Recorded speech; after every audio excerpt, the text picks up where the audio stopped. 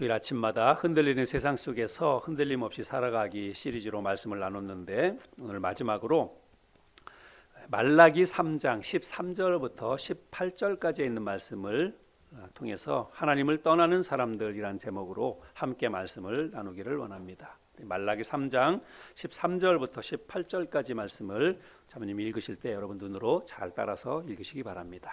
여호와가 이르노라. 너희가 완악한 말로 나를 대적하고도 이르기를 우리가 무슨 말로 주를 대적하였나이까 하는도다.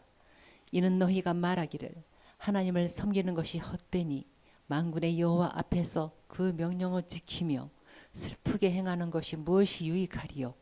지금 우리는 교만한 자가 복되다 하며 악을 행하는 자가 번성하며 하나님을 시험하는 자가 화를 면한다 하노라 함이라.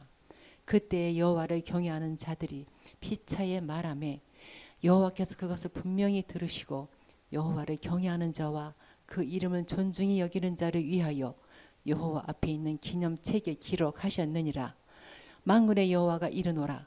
나는 내가 정한 날에 그들을 나의 특별한 소유로 삼을 것이요 또 사람이 자기를 섬기는 아들을 아낌같이 내가 그들을 아끼리니 그때 너희가 돌아와서 의인과 악인을 분별하고 하나님을 섬기는 자와 섬기지 아니하는 자를 분별하리라. 우리 사람들은 모두가 다 환경의 영향을 받고 살아갑니다. 요즘 우리가 우리의 삶을 요동치게 만드는 여러 가지 그 요인들을 살펴보고 있습니다. 대표적으로 전쟁과 기근과 또 전염병 이런 것들에 대해서 살펴보았지요. 이런 것들은 우리의 일상생활 전반에 걸쳐서 많은 영향을 미칩니다. 그런데 우리의 일상생활에만 영향을 미치는 것이 아니라 신앙생활에도 아주 큰 영향을 미친다고 하는 것이죠. 우리가 지난주에 전염병에 대해서 살펴보았는데 코로나만 하더라도 이 코로나가 우리의 일상 전반에 걸쳐서 아주 엄청나게 영향을 많이 미쳤죠. 그런데 그냥 우리 일상생활에만 영향을 미친 게 아닙니다. 영적으로 우리 신앙생활에 이 코로나가 엄청나게 영향을 미쳤다고 하는 것입니다. 코로나 이후에 여러분 교회에 정말 커다란 변화가 일어나고 있습니다.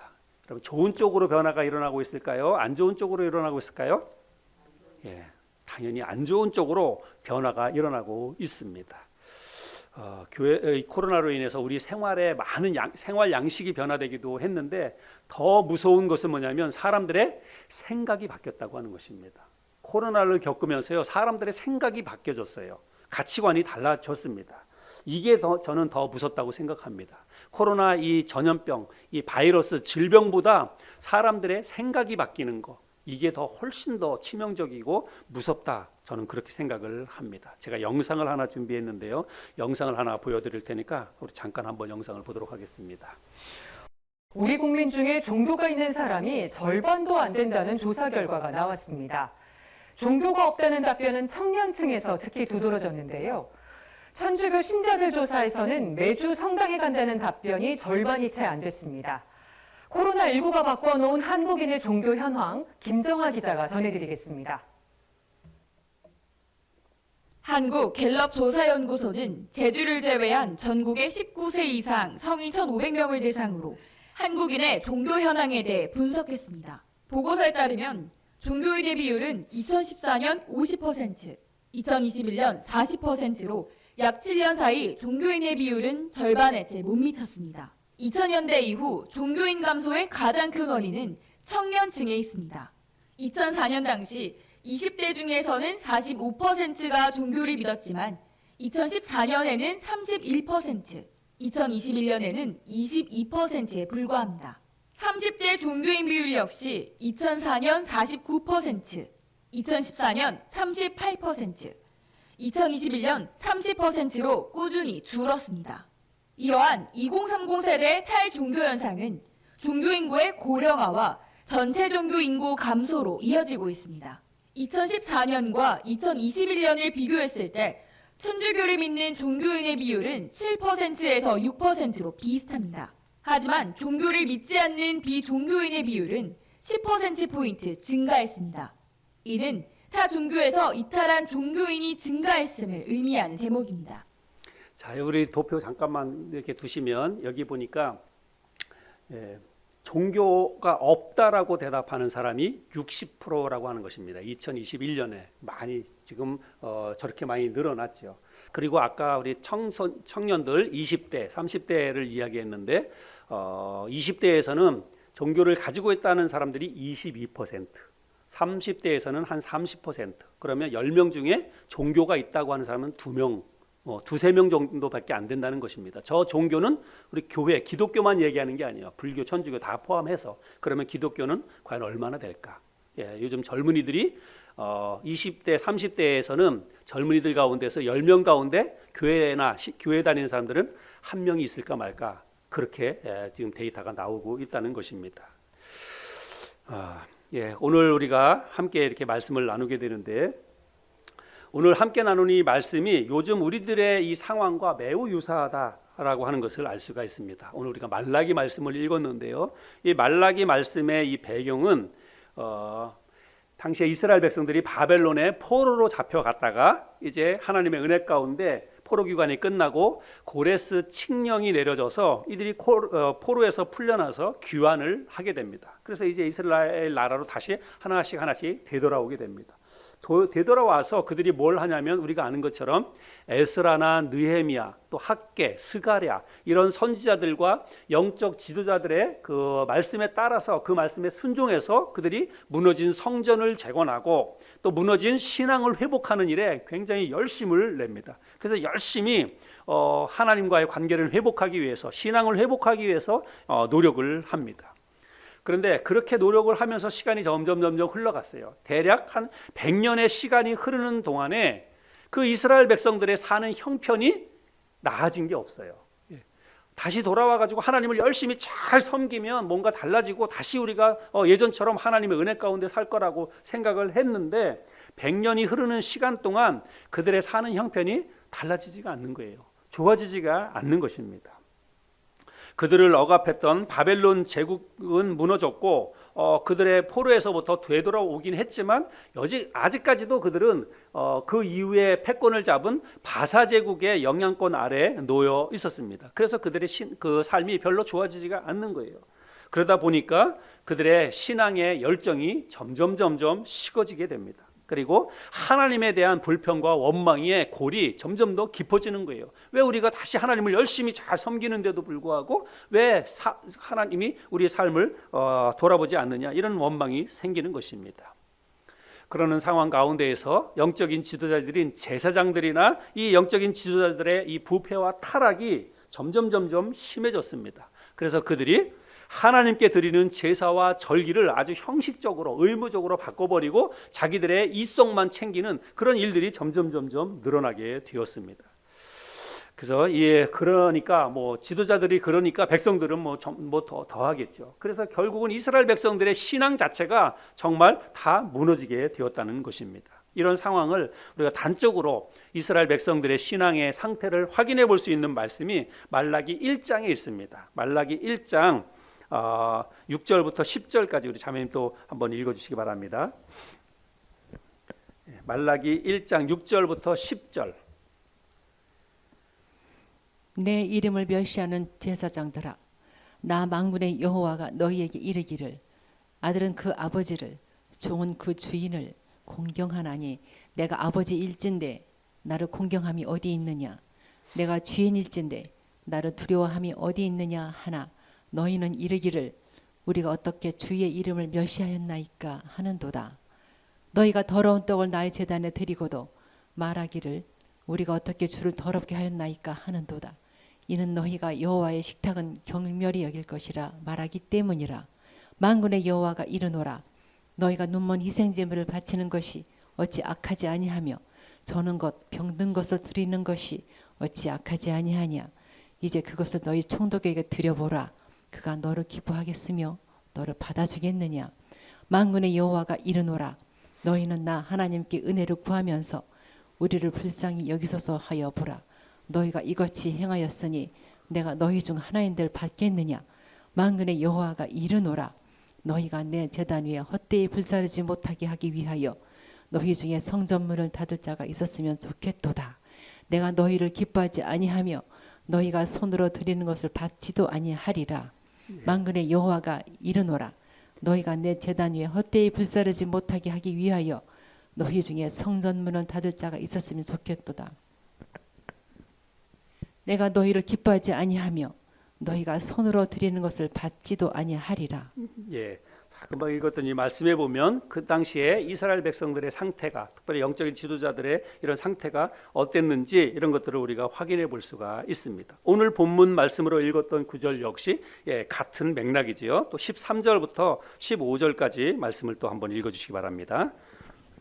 13절부터 15절. 여호와가 이르노라 너희가 완악한 말로 나를 대적하고도 이르기를 우리가 무슨 말로 주를 대적하였나이까 하는도다. 이는 너희가 말하기를 하나님을 섬기는 것이 헛되니 만군의 여호와 앞에서 그 명령을 지키며 슬프게 행하는 것이 무엇이 유익하리요. 지금 우리는 교만한 자가 복되다 하며 악을 행하는 자가 번성하며 하나님을 시험하는 자가 화를 면한다 하노라 함이라. 예. 자, 이 말씀에 금방 읽었던 이 본문 말씀의 의미가 무엇입니까? 우리가 하나님을 열심히 잘 섬겨봐도 별 볼 일 없네. 자기네들끼리 그렇게 얘기하는 거예요. 예. 하나님을 열심히 잘 섬겨봐도 별로 나아지는 게 없네. 좋아지는 게 없네. 그런데 가만히 보니까 저 하나님을 대적하는 저 교만한 사람들은 오히려 우리보다 더 잘 산다는 거예요. 하나님을 안 믿고 하나님을 대적하는 저 이방 사람들은 오히려 더 잘 산다는 거예요. 잘 먹고 잘 산다는 거예요. 그래서 가만히 보니까 하나님이 저들을 심판하셔야 되는데 하나님이 저들을 심판하시나라고 살펴봐도 하나님은 아무런 심판도 하지 않고 저들은 여전히 잘 먹고 잘 산다는 것입니다.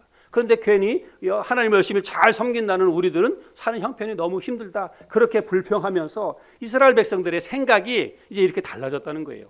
하나님에 대한 생각이 이렇게 달라졌습니다. 그리고 생각만 달라진 것이 아니라 그 생각이 불만으로 서로 입을 통해서 공공연하게 이제 하나님을 대적하는 말로 그들이 말을 내뱉고 있었다는 것입니다. 이렇게 불손한 말로 하나님을 대적하는 이스라엘 백성들을 하나님이 책망을 하셨습니다. 그런데 이스라엘 백성들은 하나님의 책망을 듣는 것이 아니라 하나님 우리가 언제 하나님을 대적했습니까? 우리가 무슨 말로 하나님을 대적했습니까? 자기들이 그렇게 말을 해놓고도 그렇게 하나님 앞에 대들면서 목소리를 높이는 거예요. 이스라엘 백성들은 달라지지 않는 삶의 환경 때문에 그들이 마음이 지쳐서 결국은 하나님을 등지고 하나님을 그들이 떠났다라고 하는 것을 알 수가 있습니다. 여러분 삶의 환경이 그들의 신앙을 무너뜨렸다는 사실이지요. 그러나 그렇게 힘들고 어려운 상황 속에서도 모두가 다 하나님을 버리고 떠난 것은 아닙니다. 오늘 이 본문 말씀을 보면 그러한 상황 속에서도 그들이 흔들리지 않고 믿음을 굳게 지켰던 그런 사람들이 있었다라고 하는 것을 알 수가 있어요. 그래서 하나님께서 그런 상황 속에서 믿음을 지킨 그런 사람들을 하나님이 당신의 생명책에 이름을 기록해 놓고 그들의 삶을 축복해 주시겠다라고 하나님이 약속을 하고 계십니다. 16절부터 18절까지에 있는 말씀인데 16절부터 18절까지 말씀은 세번역 성경으로 우리 자매님 한번 읽어주시길 바랍니다. 그때에 주께서는 주를 경외한 사람들이 서로 주고받는 말을 똑똑히 들으셨다. 그 가운데서도 주를 경외하며 주의 이름을 존중하는 사람들을 당신 앞에 있는 비망록에 기록하셨다. 나 만군의 주가 말한다. 내가 지정한 날에 그들은 나의 특별한 소유가 되며 사람이 효도하는 자식을 아끼듯이 내가 그들을 아끼겠다. 그때에야 너희가 다시 의인과 악인을 분별하고 하나님을 섬기는 자와 섬기지 않는 자를 비로소 분별할 것이다. 네, 여기 하나님을 경외하는 사람들이 하는 말을 하나님이 똑똑히 들으셨다라고 말하고 있는데 그들이 무슨 말을 했는지는 성경에 기록되어져 있지 않습니다. 그러나 우리가 충분히 유추해 볼 수가 있습니다. 하나님을 경외하는 사람들이 무슨 말을 했을까요? 하나님을 경외하는 사람들은 아마도 그런 말을 했을 거예요. 많은 사람들이 하나님을 섬겨봐도 별 볼 일 없다. 하나님을 열심히 잘 섬겨봐도 별로 좋아지는 게 없다. 그렇게 이야기하면서 오히려 안 믿는 사람들이 더 잘 산다. 그렇게 이야기를 하지만 여러분 우리는 그렇게 하지 맙시다. 그거는 정말 하나님을 욕되게 하는 것입니다. 우리는 이렇게 힘든 상황 속에서도 여러분 하나님 살아계시지 않습니까? 우리 하나님을 끝까지 신뢰합시다. 우리 이럴 때 더 믿음을 지킵시다. 서로 그렇게 이야기하면서 격려하면서 힘들고 어렵지만 하나님은 살아계시니까 언젠가 하나님이 반드시 우리를 돌봐주시고 우리를 축복해 주실 것입니다. 우리 그때까지 참고 끝까지 잘 한번 이겨내 봅시다. 서로 그런 말 하지 않았겠어요? 분명히 그런 말 했을 거예요. 그런 말을 하는 것을 하나님이 똑똑히 들으셨다는 거예요. 그리고 그 말을 듣고서 그렇게 말하는 사람들의 이름을 하나님이 책에다 기록해 놓고 나중에 그들을 하나님께서 축복해 주시겠다라고 약속을 하고 있습니다. 특별히 18절의 말씀에 보면 이제 의인과 악인을 하나님께서 나중에 분별하신다. 하나님을 섬기는 자와 섬기지 아니하는 자를 분별하시겠다. 하나님이 그렇게 말씀을 하고 계시죠. 근데 여기 분별하리라 이 말은요, 공동번역 성경에 보면 조금 더 쉽게 번역이 되고 있습니다. 18절 말씀을 공동번역 성경을 보면 그제야 너희는 착한 사람과 나쁜 사람이 어찌 되는지, 하나님을 섬기는 사람과 섬기지 않는 사람이 어찌 되는지를 다시금 깨닫게 될 것이다. 이렇게 번역하고 있습니다. 언젠가 때가 되면, 하나님의 때가 되면, 마지막 심판 때가 되면 여러분 모든 사람들의 결말이 확연하게 드러나게 될 것이고 그때는 갈라지게 된다는 것입니다. 하나님을 잘 섬기는 사람들과 또 하나님을 섬겨봐도 별 볼 일 없더라라고 하면서 하나님을 등지고 떠난 사람들과 마지막에 하나님이 어떻게 그들을 갈라 놓으실지 그때가 되면 판가름이 날 것이다. 이렇게 이야기를 하고 있는 것입니다. 여러분 우리는 사람들은 다 환경에 영향을 받는다. 제가 서두에 말씀을 드렸지만 똑같은 상황이 온다 하더라도 여러분 그것을 받아들이는 사람들의 반응과 태도는요 다 똑같지 않습니다. 아무리 힘들고 어려운 일이 온다 할지라도 그 힘들고 어려운 일을 당하면서 좌절하고 실망하고 믿음에서 떠나는 사람이 있는가 하면 오히려 그 힘들고 어려운 상황 속에서 굳게 믿음을 지키면서 오히려 한 걸음 더 한 발짝 하나님 앞에 하나님을 신뢰하면서 믿음으로 전진해 나가는 그런 사람들도 있다는 거예요. 여러분 우리는 과연 어떤 사람일까요? 여러분은 과연 어떤 사람입니까? 우리는 또 어떤 사람이 되어야 할까요? 오늘 이 말씀을 통해서 우리가 각오를 새롭게 할 수 있는 그런 시간이 되었으면 좋겠습니다. 지금은 그 어느 때보다도 우리의 신앙이 지금 도전을 받고 있지요. 여러 가지 면에 있어서 사실은 신앙생활을 제대로 하는 게 정말 쉽지 않은 그런 시대다 그런 생각을 합니다. 여러분도 그런 생각이 드시죠? 요즘 우리가 정말 믿음을 지키면서 신앙생활하는 게 정말 힘들고 어려운 때라고 생각이 됩니다. 근데 무엇보다도 물론 여러 가지 경제적인 상황도 있고 여러 가지 그 전염병으로 인해서 삶의 환경이 달라진 이런 것도 있지만 무엇보다도 사람들의 이 생각이 변하고 있다는 거예요. 사람들의 생각이 빠르게 변하고 있습니다. 독일의 신학자인 니체가 우리가 아는 것처럼 신은 죽었다 이런 말을 했지요. 근데 신은 죽었다가 아니라 요즘은 신은 없다라고 생각하는 사람들이 정말 많이 빠르게 늘어나고 있다는 것입니다. 특별히 젊은이들을 중심으로 해서 젊은 층을 중심으로 해서 그런 생각들을 많이 하게 된다는 것입니다. 그런데 제가 생각해 보니까 신은 죽었다 이러한 생각보다 더 무서운 게 신은 없다라고 하는 그런 생각입니다. 신은 죽었다라고 하는 것은 신의 존재 자체를 부인하는 것은 아니에요. 신이 있는데 자기들의 생각처럼 신이 움직이지 않는다라고 생각하는 게 그게 신은 죽었다라고 하는 그런 생각입니다. 반면에 신은 없다 이렇게 생각하는 건 뭐예요? 아예 신의 존재 자체를 부인하는 거예요. 이 땅에 신은 없다. 하나님은 없다. 세상 돌아가는 형편을 보니까 하나님 그런 거 없어. 사람들이 점점점 그렇게 생각을 한다는 거예요. 근데 문제는 뭐냐면 기존에 예전부터 그런 생각을 했던 안 믿는 사람들의 생각은요 그들은 원래부터 그런 생각을 했으니까 별로 중요하지 않습니다. 중요한 건 뭐냐면 교회를 다녔던 사람들, 교회 다니면서 그동안은 나름대로 이렇게 저렇게 하나님이 계신다라고 생각을 하니까 교회를 오겠지요. 그러니까 교회를 다니면서 그렇게 신앙생활을 했던 그런 사람들 중에서 교회를 이탈하는 그런 일들이 지금 많이 일어나고 있는데 그렇게 교회를 이탈해서 교회를 떠나서 그들이 갖는 생각은 뭐냐면 하나님이 진짜 없다. 하나님 믿어봐도 별 볼 일 없다. 그렇게 생각을 하는 거예요. 그리고 처음에는 물론 이제 교회 코로나 있기 전에는 그래도 주일날만큼은 그래도 교회를 나가는 거예요. 그래서 가서 하나님을 예배하고 또 주일날 교회 안 나가면 왠지 마음이 불안하고 혹시 또 하나님 앞에 또 벌 받지 않을까? 뭐 이런 생각들을 했어요. 그런 생각 때문에도 교회를 나온 것입니다. 근데 코로나를 지나면서 코로나 할 때 우리가 온라인 예배를 드렸지 않습니까? 뭐 어쩔 수 없이 온라인 예배를 드렸어요. 근데 온라인 예배를 드리고 그렇게 해서 이렇게 조금씩 익숙해지다가 이제는 상황이 좀 좋아졌습니다. 그래서 이제는 뭐 처음에야 뭐 이 교회가 코로나에 마치 온상지처럼 그렇게 교회 가면 코로나 걸린다. 또 뭐 그렇게 이야기하기도 하고 매스컴에서 막 그래서 교회 가는 게 좀 꺼려지기도 하고 그래서 젊은 사람들 가운데에서는 교회 안 나가기도 하고 또 자기 부모들 교회 가면 교회 가지 말라고 교회 가면 코로나 걸린다고 막 이런 얘기도 또 많이 하고 초창기에는 뭐 그런 영향들이 있었으리라고 생각이 됩니다. 그런데 이제 어느 정도 코로나가 막 확산되고 그럴 때는 교회뿐만이 아니라 어디든지 사람 모이는 곳에 가면 다 코로나가 막 걸리니까 그때부터 시작해서 이제 교회에 대한 생각이나 편견이 뭐 치우치거나 그러지는 않았던 것 같아요. 그래서 그냥 이제 어느 정도 교회에 대해서 이제 부정적인 코로나와 관계돼서 부정적인 생각은 조금 이렇게 좀 사그러들었는데 문제는 뭐냐면 지금과 같이 이제는 코로나 상황이 이제 완만하게 지나갔습니다. 이제는 이제 모든 방역 조치 같은 게 이제 대부분 다 해제가 됐어요. 그래서 교회 와서 예배 드리는 거 아무 제재가 없습니다. 그런데도 사람들이 교회를 안 나오는 거예요. 예, 교회를 안 나옵니다. 교회 가서 예전에는 혹시 교회 가면 코로나 걸릴까 봐 그런 생각 때문에 교회를 안 나왔다면 지금은 그런 생각은 전혀 합리적이지 않고 그런 생각은 이제 받아들여지지 않습니다. 그럼에도 불구하고 사람들이 이제 교회를 잘 안 나오고 있습니다. 예. 그건 뭐냐면 2년 동안 코로나를 겪으면서 처음에는 뭐 온라인 예배하니까 어쩔 수 없이 교회에서도 이제 교회 오지 말고 집에서 예배드리라고 온라인 예배드리라고 그렇게 얘기했으니까 교회 가지 않아도 될 합리적인 그런 이유가 있었어요. 그래서 교회를 안 나왔습니다.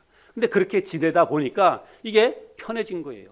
이게 편해지다가 보니까 이제는 상황이 다 정리가 돼서 교회 와야 되는 상황이 됐는데도 불구하고 이제 편한 게 좋아서 따라가다 보니까 교회를 안 나가는 것입니다. 그리고 편한 것뿐만이 아니라 처음에 교회 다니고 그럴 때에는 주일날 교회 안 나가는 거 처음에 생각도 못했어요. 또 교회 안 나가면 왠지 마음이 불안하고 그리고 진짜 하나님께서 나를 또 벌 주시지 않을까 물론 이런 생각들도 있었는데 2년 정도 지나면서 교회를 안 나가도 뭐 별로 그런 게 없는 거예요.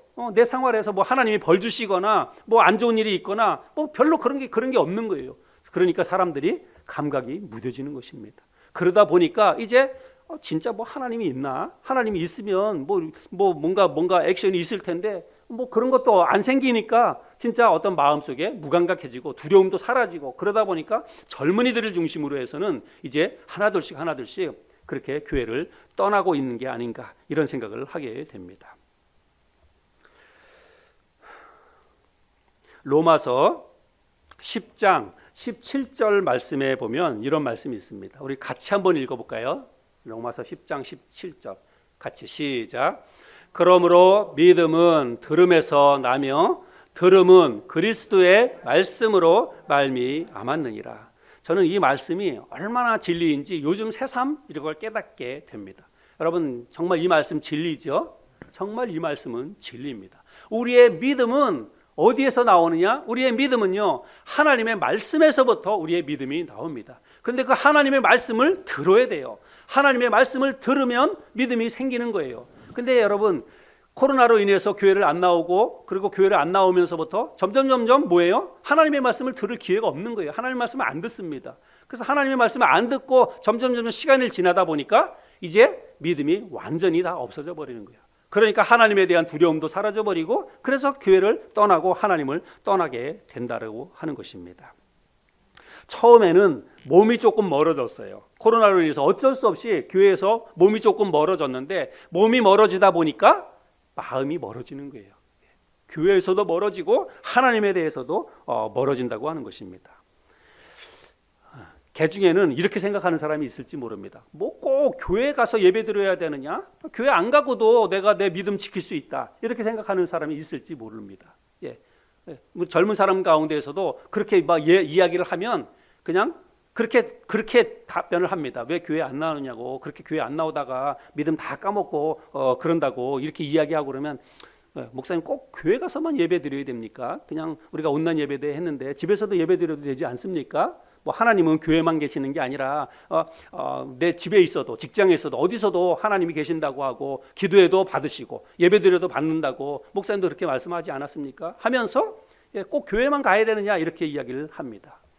근데 여러분 그 말 자체는 틀린 말은 아니라고 저도 생각을 합니다. 하나님은 어디에 계시니까 어디에든 계시니까 어디서든 예배 드릴 수 있습니다. 어디서도 기도하고 어디서도 말씀 먹고 다 할 수 있습니다. 중요한 것은 뭐냐면 진짜로 그렇게 하면 돼요. 그런데 일주일에 한 번 있는 주일 예배도 안 나오는 사람이 평일에 자기 집에서 하나님 말씀 읽고 하나님 앞에 예배 드리고 할까요? 그냥 하기 좋은 말입니다. 핑계 대는 거예요. 일주일에 한 번 교회 나와서 예배 드리는 것도 안 하는 사람이 그것도 힘들다고 그것도 핑계 대서 안 하는 사람이 여러분 주일 평일에 자기가 집에서 하나님을 예배한다고 성경 펴서 하나님 앞에 예배 드리고 말씀 읽고 기도할까요? 저는 그렇게 하지 않을 가능성이 훨씬 많다라고 생각을 합니다.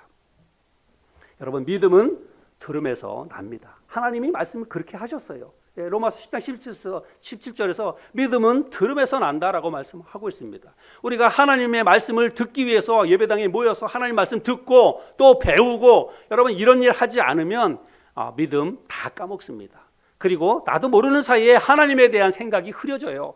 하나님에 대한 두려움도 사라지고요. 하나님을 꼭 예배해야 되느냐 이런 생각도 사라집니다. 그러다 보니까 교회를 한 번, 두 번 안 나오다가 이제는 아예 교회 나가는 것 자체를 그냥 잊어버리는 거예요. 그리고 안 나가도 아무 마음에 꺼리낌이 안 생깁니다. 두려움도 없어져요. 그냥 그래서 옛날처럼 아예 안 믿는 사람처럼 삶이 바뀌어지게 되는 것입니다. 우리가 거의 2년 넘게 제대로 주일 예배를 잘 드리지 못했습니다. 그런데 저는 이게 바로 오늘날과 같은 이 엄청난 결과를 초래했다라고 저는 생각을 합니다. 아까 우리가 데이터로 이렇게 봤죠. 이거는 그냥 뭐 교회에서 조사한 게 아니에요. 한국 갤럽에서 이 종교인 어떤 현황을 파악하기 위해서 이런 상황을 파악을 한 것입니다. 여론조사를 한 거예요. 그랬더니 여러분 진짜로 처음에는 뭐 한 10년 전만 하더라도 사람들이 종교를 가지고 있었던 사람들이 그렇게 뭐 젊은이들 중에서는 한 50%는 있었는데 이제는 20%대로 떨어졌다는 것입니다. 특별히 이번 이 코로나를 겪으면서 한 2년, 3년 사이에 급속히 이런 종교인 인구가 또 교회를 이탈하는 교회화 현상이 급속하게 늘어났다고 하는 것입니다. 하나님 앞에 예배드리지 않고 말씀 읽고 말씀 배우지 않는데 여러분 믿음을 지킬 수 있다고요? 천만의 말씀 만만의 콩떡입니다. 우리가 하나님을 예배하지 않고 하나님의 말씀을 읽지 않고 믿음을 지키는 거 여러분 그거는 그 말 자체가 성립이 안 됩니다. 진짜 하나님 앞에 나와서 열심히 하나님을 예배하고 말씀을 읽고 기도하고 그래도 될까 말까예요. 그래도 이 세상이 우리를 가만두지 않기 때문에 그래도 우리의 이 믿음을 지킬 수 있을까 말까 한데 여러분 예배도 잘 드리지 않고 말씀도 읽지 않고 기도하지 않는데 여러분 무슨 재주로 우리가 믿음을 지킬 수 있다고 합니까? 무슨 재주로 우리가 이 세상 속에서 우리의 삶을 지킬 수가 있겠습니까? 그래서 요즘 사람들이 특별히 젊은이들이 교회에서 멀어지고 하나님을 떠나게 되는 것입니다. 처음에 한 달, 두 달 그렇게 하다가 이게 1년, 2년이 지나고 났어요. 그러다 보니까 이제는 그냥 안 믿는 사람과 똑같이 그런 삶의 패턴으로 다시 되돌아가 버리고 말았다고 하는 것입니다.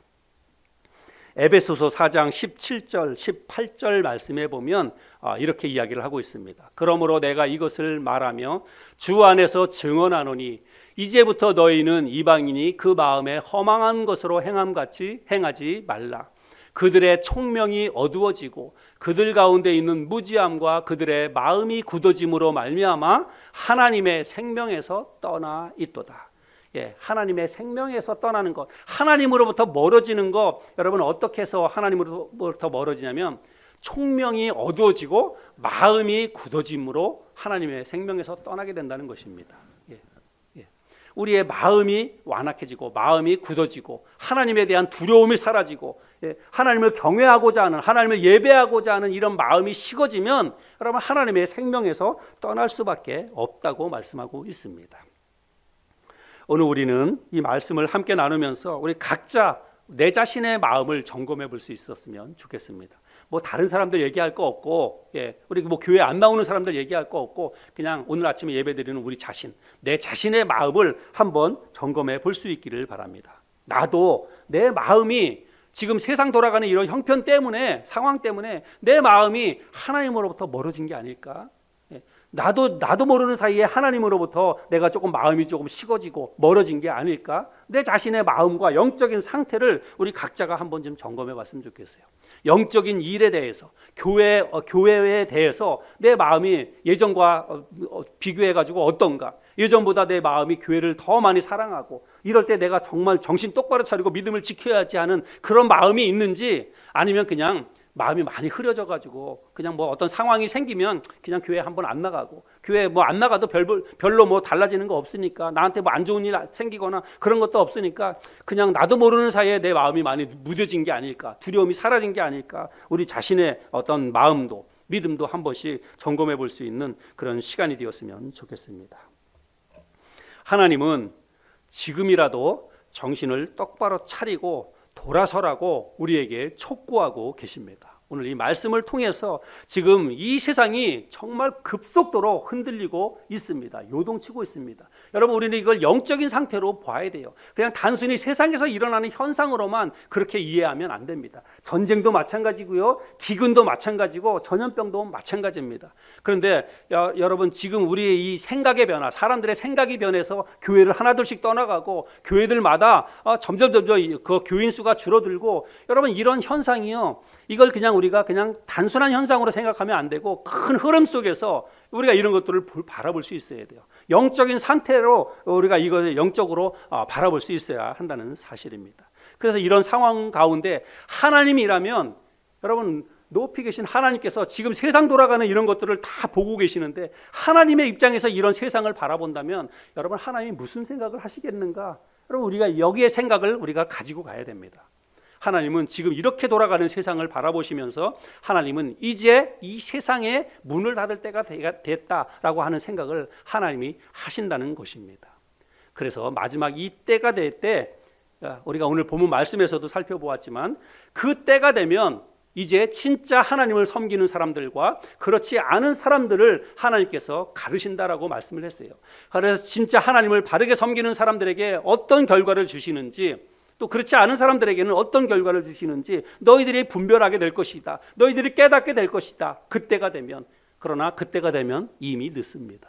그래서 우리가 그때가 되기 전에 이러한 일들을 통해서, 이러한 사회적인 흐름과 세상에서 일어나는 일들을 통해서 우리 자신들을 돌아보고, 또 이런 상황 속에서 하나님이 우리에게 뭘 기대하시는지를 생각하면서 우리 자신의 믿음을 회복할 수 있는 그런 시간이 되어야 합니다. 하나님께서 우리에게 말씀하십니다. 요엘서 말씀을 보면 요엘서 2장 12절부터 14절 말씀에, 여호와의 말씀에 너희는 이제라도 금식하고 울며 애통하고 마음을 다하여 내게로 돌아오라 하셨나니, 너희는 옷을 찢지 말고 마음을 찢고 너희 하나님 여호와께로 돌아올지어다.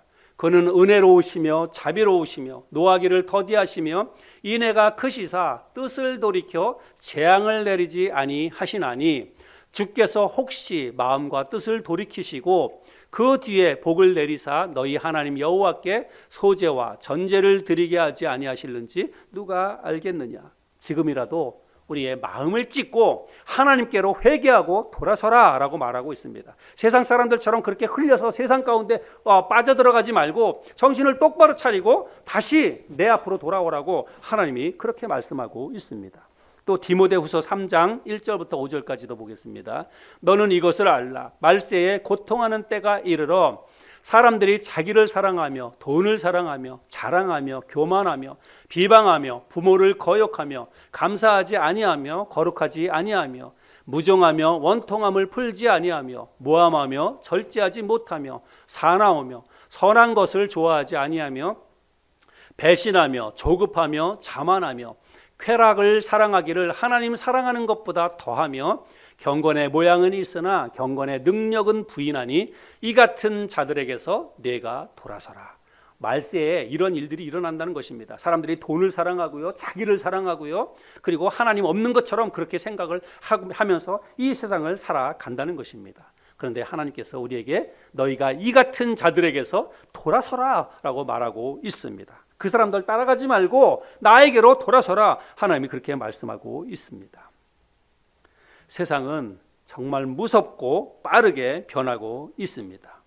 이 세상을 창조하시고 지금도 살아계시면서 이 세상 모든 것을 주관하고 계시는 하나님이 멀쩡히 살아계시는데도 불구하고 사람들이 점점 하나님으로부터 멀어지고 있습니다. 안 믿는 사람들 이야기가 아니에요. 교회 다녔던 사람들 가운데에서 이제 그런 생각을 가지고 교회를 떠나는 탈교인들이 정말 많이 늘어나고 있다는 것입니다. 특별히 젊은이들을 중심으로 해서 이제는 교회에 안 나갔고 나는 이제는 그냥 무종교다, 나는 종교가 없다, 이렇게 대답하는 사람들의 숫자가 점점 늘어나고 있다는 사실입니다. 여러분, 이거는 정말 굉장히 무서운 현실이 아닐 수가 없습니다.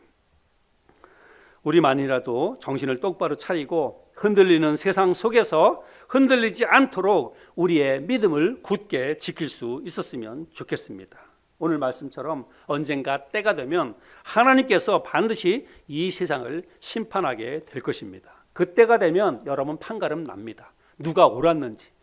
진짜 사람들이 생각하는 것처럼 하나님이 없다고 생각하고 그렇게 자기 마음대로 살았던 사람들의 생각이 옳았는지, 그럼에도 불구하고 나는 끝까지 하나님 붙잡고 내 신앙을 더 지키기 위해서 애쓰며 노력하며 살았던 사람들의 그 생각과 판단이 옳았는지, 마지막 때가 되면 그게 결정이 되게 될 것입니다. 오늘 우리가 함께 나눈 이 말씀을 잘 기억하고 믿음에 굳게 서기 위해서 더 열심히 애쓰고 노력하는 저와 여러분들이 될 수 있기를 바랍니다. 여러분, 믿음은 내가 지켜야 되는 거예요. 여러분, 전쟁과도 같습니다. 지금 상황은 전쟁과도 같아요. 영적인 상황으로 볼 때 지금 치열한 전쟁 가운데 있습니다. 이러한 때에 내가 정신을 똑바로 차리고 더 하나님 앞에 나아가기 위해서 정말 예배에 힘쓰고 또 말씀 붙잡고 기도에 힘쓰지 않으면 여러분, 우리는 전쟁에서 패할 수밖에 없습니다. 마지막으로 히브리서 3장 12절부터 14절까지에 있는 말씀, 우리 세번역 성경인데 우리 같이 한번 한 목소리로 같이 이 말씀을 나에게 주시는 말씀으로 생각하고 내 고백이라고 생각하면서 우리가 이 말씀을 같이 한 목소리로 읽고 오늘 말씀을 마치도록 하겠습니다. 같이 읽겠습니다. 시작. 형제자매 여러분 가운데 믿지 않는 악한 마음을 품고서 살아계신 하나님을 떠나는 사람이 아무도 없도록 조심하십시오. 오늘이라고 말할 수 있는 그날 서로 권면하여 아무도 죄의 유혹에 빠져 완고하게 되지 않도록 하십시오. 우리가 처음 믿을 때에 가진 확신을 끝까지 가지고 있으면 우리는 그리스도께서 주시는 구원을 함께 누리는 사람이 될 것입니다. 저와 여러분들이 끝까지 믿음을 지켜서 하나님의 구원의 방주에 들어가서 하나님 나라에서 영원히 살아가는 저와 여러분 모두가 될 수 있기를 바랍니다.